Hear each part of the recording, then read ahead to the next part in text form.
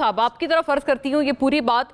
अब देखें, ये भारत, जैसे भी खुर्रम साहब ने कहा, उन्होंने एक बहुत मैं समझती हूँ अलार्मिंग एक साथ साथ इंकशाफ ये भी किया है जो वो प्री एम्प्ट कर रहे हैं। उन्होंने ये तमाम चीज़ें देखी हैं, अपने आप तमाम ने देखी हैं, आप इतने सीजनड हैं। ये उन्होंने कहा है कि अब भारत फ्रंटल वॉर में तो हार गया है, लेकिन प्रॉक्सीज के जरिए बलूचिस्तान में, खैबर पख्तूनख्वा में कुछ अपनी ये हजीमत छुपाने के लिए कोई इस तरह की कार्रवाई कुछ कर सकता है, करा सकता है पाकिस्तान में।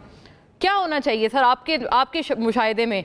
कोई ऑल पार्टीज कॉन्फ्रेंस करें, कोई हम लोग बेहतर तौर पर इस पे स्ट्रेटेजाइज करें अपने आप को? What should be our next step? अब मेरा ख्याल है हिंदुस्तान ने अपनी असलियत जाहिर कर दी है।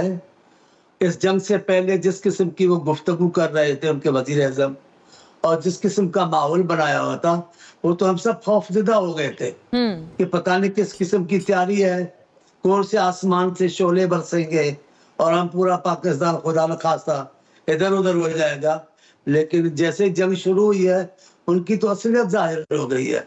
अब वो अपनी शर्मिंदगी छुपा रहे हैं और कुछ भी नहीं है। मैं बातें चलती रहेंगी, लेकिन मैं पाकिस्तान की फौज को सलाम पेश करता हूँ। उन्होंने पूरे पाकिस्तान के अवाम की तवक्को को पूरा किया है और हिंदुस्तान की कलई खुल गई है। अब क्या जो बातें अभी करें करने दें, लेकिन हुआ क्या है, पूरी दुनिया ने कहा है हिंदुस्तान को शिकस्त हुई है। सिर्फ फौजी महाज पे नहीं, पर सफारती महाज पे भी उनको शिकस्त हुई है। बच क्या गया है? बातें बच गई हैं। बातों से खुद का भरम रखना चाहते हैं, लेकिन ये जमाना झूठी बातों पर भरम बचाने का नहीं है, क्योंकि पूरी दुनिया देख रही है।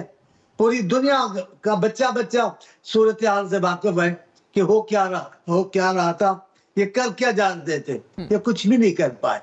इनका सबसे बड़ा जो सहारा था वो अमेरिकी सदर साहब थे, लेकिन अमेरिकी सदर साहब ने भी आखिर में तो इनका बेड़ा गर्क कर दिया। उन्होंने कहा कि आपको जंगबंदी करनी होगी, उन्होंने कहा हम आपको बिठाएंगे, उन्होंने कहा आपको कारोबार करना होगा। ये क्या कर सकते हैं हम? अब इसराइल है तो इसराइल का बाप कौन है? इसराइल का बाप भी अमेरिका है। अगर ये वो कह रहा है, अगर अमेरिका कह रहा है तो इसराइल कह रहा है, तो ऐसी कोई बात तो नहीं है। लेकिन हम इस पे खुश हैं कि हमारी फौज ने अपनी कौम का भरम रखा है, एतमाद पर उतरे हैं। हम उनके लिए दुआगो हैं।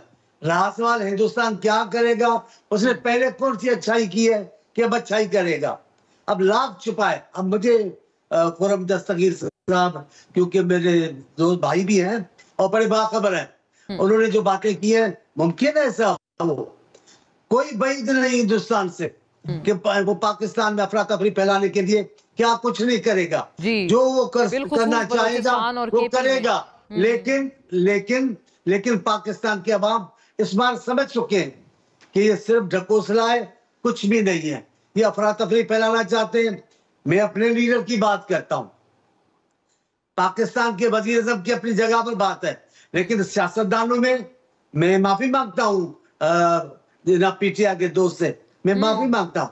आप अभी लाख बातें करें, लेकिन दौरान जंग आपका मौक़िफ़ अच्छा नहीं था, आपका अंदाज़ गुफ्तगू अच्छा नहीं। पीटीआई ने अच्छी बातें नहीं की। उस वक्त तो ऐसे लग रहा है जैसे आप खिलाफ है। अब वो जब मामला तब्दील हुआ है तो आप, लेकिन मेरे चेयरमैन दौरान जंग भी जो मौक़िफ़ अख्तियार किए हुए थे, वो एक मुहब्बे वतन क़यादत ऐसा ही मौक़िफ़ अख्तियार करती है। हाँ, वो कह रहे थे कि हम सुलह चाहते हैं, लेकिन कमजोरी की तरह नहीं। हम जंग नहीं चाहते, लेकिन ये भी जरूर चाहते हैं कि जो हमारे नुकसान आता है, जो हमारा तहफ़्फ़ुज़ है, जो हमारी कौमी सलामती का मामला है, उसमें सौदेबाजी नहीं होगी। जबकि हमारे दोस्तों का जंग के जमाने में ये मौक़िफ़ नहीं था। ये तो हार गए, कमजोर हो गए। अब उन्होंने खुल के बात की है। जहां तक ताल्लुक है पीटीआई के अंदरूनी मामला की, मैं बहुत कम किसी पार्टी पे बात करता हूँ, बहुत कम। हर पार्टी का अपना मामला है, लेकिन पीटीआई का मामला इस वक्त पाकिस्तान का मामला बना हुआ है। पाकिस्तान जिन हालात में, पीटीआई का ये रवैया बिल्कुल दुरुस्त नहीं है। वो खुद मुतहद नहीं है। भाई हम नहीं चाहते मुआहदा या उसके साथ ताबड़, तो ये आप कैसे बातें कर रहे हैं? ये आपके सारे मुतालबे वही तो है, सारी बातें वही तो है।